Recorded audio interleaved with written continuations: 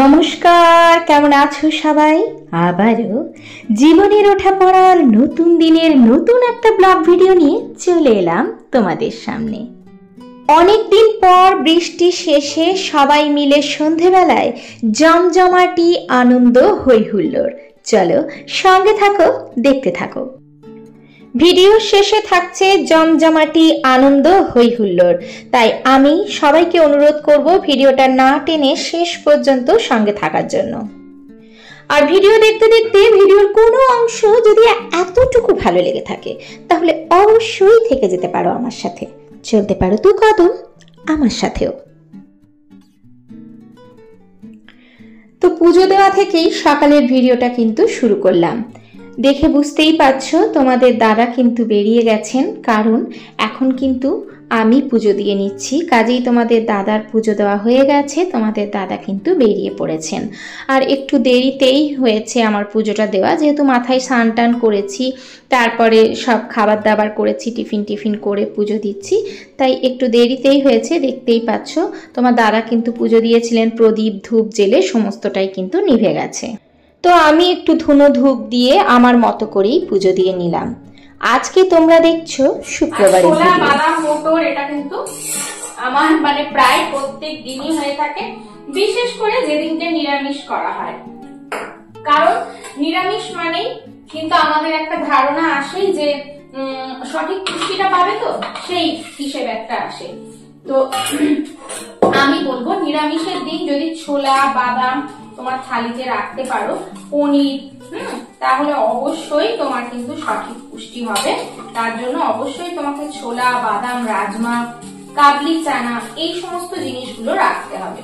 আর আমাদের এখানে যেহেতু ছোলা বাদাম তারপরে তোমার মটরটা বেশি করি, ওই জন্য কিন্তু আমার ছেলেরা খেয়েও অভ্যস্ত, ওরা ভাত দিয়েও ছোলা মটরের তরকারি খেয়ে নেবে, কোনো প্রবলেম হবে না।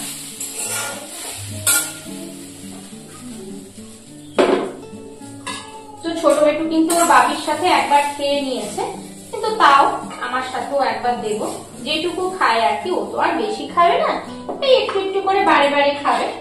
তো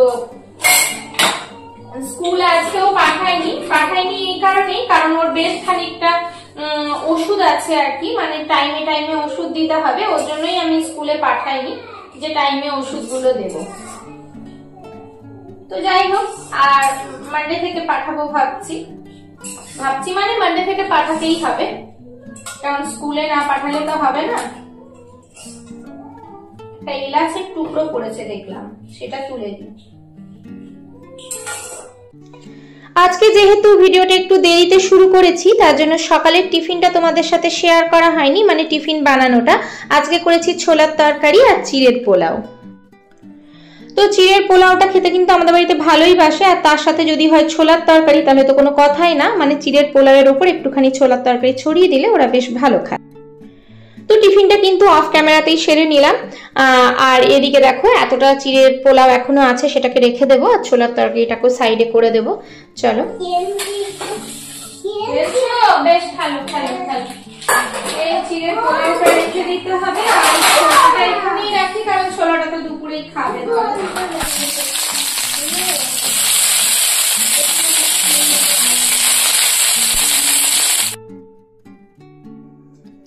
দেখবে ভেন্ডি কিন্তু অনেকটা থাকলেও অল্প হয়ে যায়, তো ভাবলাম চলো ভেন্ডিগুলোকে দিয়ে আজকে সব ভেন্ডিগুলোকে একসাথে ঝাল দেওয়া করে দিই। আলু টালু কিছুই দিইনি, অনেকটা পরিমাণেই ভেন্ডি ছিল, তো সবগুলো করার পর দেখলাম অল্পই হয়ে গেল, তো সেগুলোকে দিয়েই আজকে কিন্তু একটু ভেন্ডি ঝাল দেওয়াই করে নিলাম, কারণ এটা খেতে বেশ ভালোই লাগে। আর তোমরা দেখো তো প্রত্যেক দিনই যে আমার রান্নাঘরটা খুবই ছোট, অল্প একটু জায়গার মধ্যে রান্নাঘরটা, তার জন্য পুরো জায়গাটা যদি পরিষ্কার না করা হয় তাহলে কিন্তু রান্না করতে খুবই অসুবিধা। ওর জন্য কিন্তু আমি একদিকে রান্না করতে থাকি আর একদিকে বাসনগুলো মাজতে থাকি, আর ওই কড়াইটাতেই আর একটা রান্না করব, তার জন্য কড়াইটা ধুয়ে নিলাম। আর লোহার কড়াই তো আমি রান্না করি, সেটা তো তোমরা জানো। এদিকে করবো হচ্ছে আর পনিরের তরকারি। পনির শুধু পনির নয়, অল্প একটু তেল দিয়ে আগে আলু ফুলকপি গুলোকে একটু ভেজে নেব, আর পনিরের তরকারি ভাবছি একটু ঝোল ঝোল করবো, খুব ঝোল করবো না, কারণ ডাল করবো না আর কি। ওই ছোলার ঝোল আছে, আলু পনির ফুলকপি দিয়ে তরকারি করবো, আর হচ্ছে তোমার ভেন্ডি চচ্চড়ি, আর তার সাথে তো স্যালাড থাকবেই, এই দিয়ে কিন্তু ভালো হয়ে যাবে।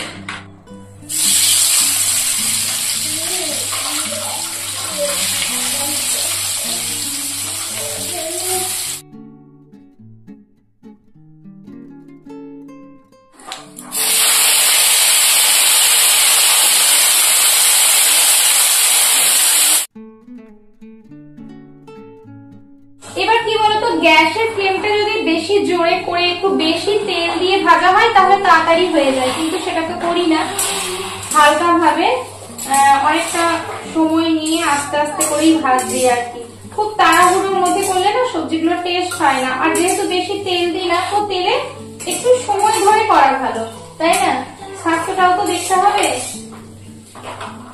চলো আজকে শুধু আদা বাটা আর জিরে বাটা দিয়ে করবো, টমেটো পেঁয়াজ রসুন কিচ্ছু করবে না এর মধ্যে।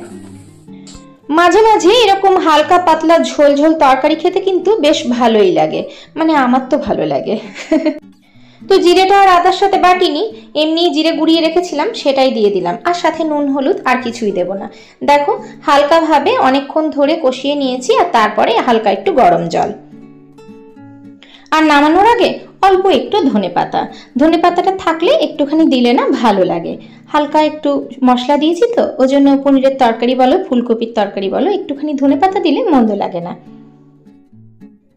আমি জানি আমার বন্ধুরা খুব সুন্দর সুন্দর রান্না পারে, তবুও আমি যেভাবে করি সেটাই তোমাদের সাথে শেয়ার করে দিলাম আর কি। চলো আপাতত সব হয়ে গেল, মোটামুটি কমপ্লিট।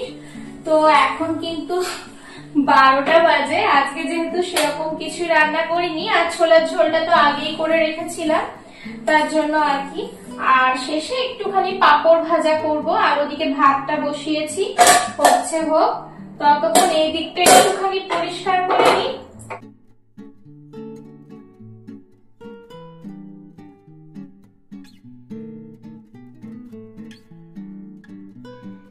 খুব কম মশলায় সামান্য একটু মশলা দিয়ে খুব সুন্দর একটা থালি কিন্তু রেডি করা যায়, মানে নিরামিষ হোক আর আমিষ হোক।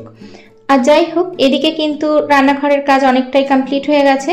তো এইদিকে চলে এসেছি, আমি দেখলাম ঝাড় দেওয়ার সময় দেখেছিলাম আর কি, যদিও তোমাদের সাথে আজকে সকালের ঘর ঝাড় দেওয়া ঘর মোছা কোনোটাই শেয়ার করিনি, যেহেতু ভিডিওটা অনেকটা বড় হয়ে যেত, কারণ শেষে খুব সুন্দর ভিডিও তোমাদের জন্য অপেক্ষা করছে। তো এইদিকে কিন্তু আমি বেসিনটাকে পরিষ্কার করে নিলাম, কারণ এখানে বেসিনটা দেখলাম তখন দেখেছিলাম যে অনেকটাই নোংরা হয়েছে, 2-3 দিন ধরে পরিষ্কার করা হয়নি। আর সাদা বেসিন তো খুব বেশি দিন পরিষ্কার না করলে একদমই ভালো লাগে না, মোটামুটি 2-3 দিন পর পর কিন্তু পরিষ্কার করতেই হয়, তাই না? তো হাতের কাছে যা ছিল তাই দিয়েই পরিষ্কার করে নিলাম। আর এদিকে দেখো বাসনগুলো পড়েছিল সেগুলোকেও মেজে দিচ্ছি।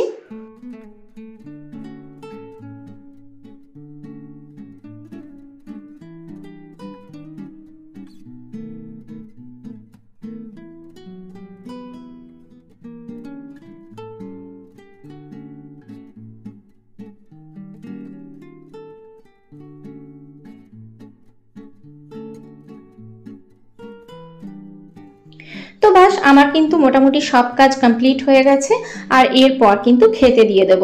বাসন কটা পড়েছিল সেগুলোকেও মেজে দিলাম, কারণ কি বলতো বাসন টাসন মেজে তারপরে খেতে দিয়ে দেবো, তারপরে তো আবার বাসন হবে। আর রান্নাঘর পরিষ্কার করে নিলে নিজের মনে একটা অনেক বড় শান্তি আসে, তাই না? এই হচ্ছে আজকের হেলদি নিরামিষ থালি। আছে হচ্ছে ছোলার ঝোল, আছে হচ্ছে ফুলকপি আলু আর পনিরের তরকারি, ভেন্ডি ঝাল দেওয়া, ভাজা ছোলা বাদাম সেটাকে শুকনো ভাবে মানে বাটা, আর আছে হচ্ছে ঘি। আমি কিন্তু রেডি হয়ে গেছি, একেবারে তোমাদের সামনে চলে এসেছি সন্ধ্যেবেলায়। আর দেখতেই পাচ্ছ আমার আজকে কেরালা ট্রেডিশনাল সাজ, এই যে কেরালার শাড়ি পরেছি, কেমন লাগছে অবশ্যই বলবে। তো আজকে কিন্তু এখানে ওনাম ফেস্টিভ্যাল আছে, তো সেখানেই যাব। চল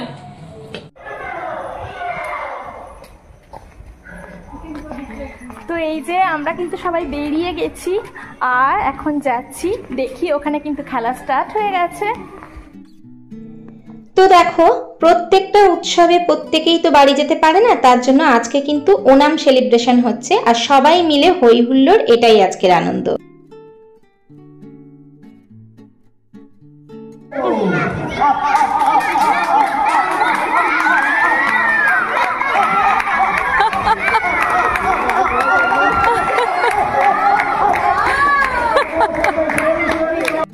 ওই দেখো ছোট বেটু কিন্তু লাস্টে পা গুনে গুনে হেঁটে হেঁটে আসছে।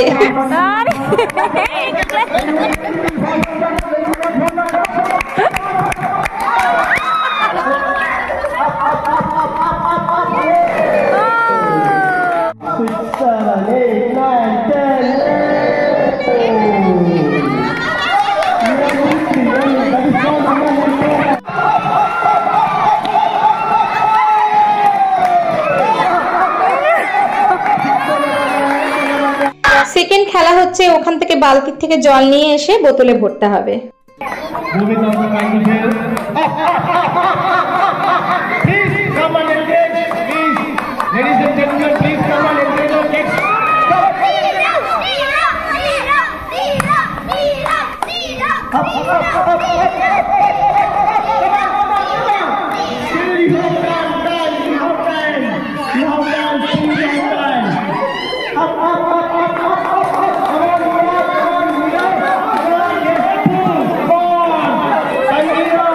ছোট থেকে বড় সবারই খেলা চলছে, একটু একটু করে পুরোটাই তোমাদের সামনে তুলে ধরার চেষ্টা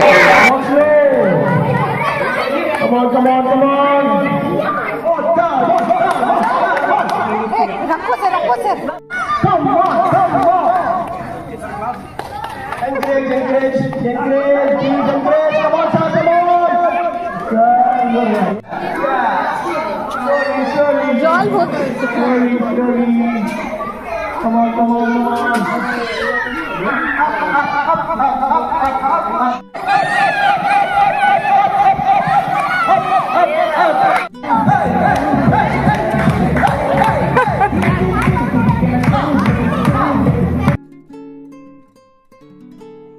এখন চলছে ছোটদের মিউজিক্যাল চেয়ার, আর তারই পাশে এই যে এই সোনার ছোট্ট বেবিটাকে দেখো, ও কিন্তু চারিদিকে ঘুরে বেরোচ্ছে আর সবাইকে দেখে বেরোচ্ছে।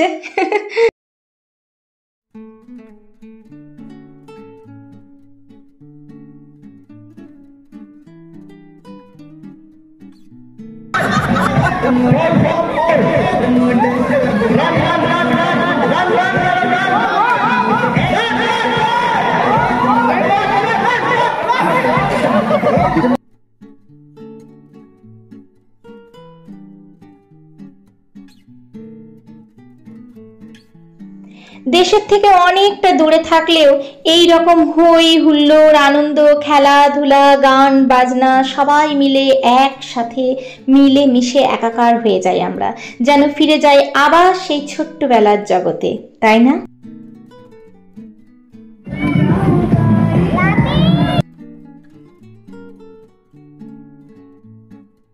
Family, very good family.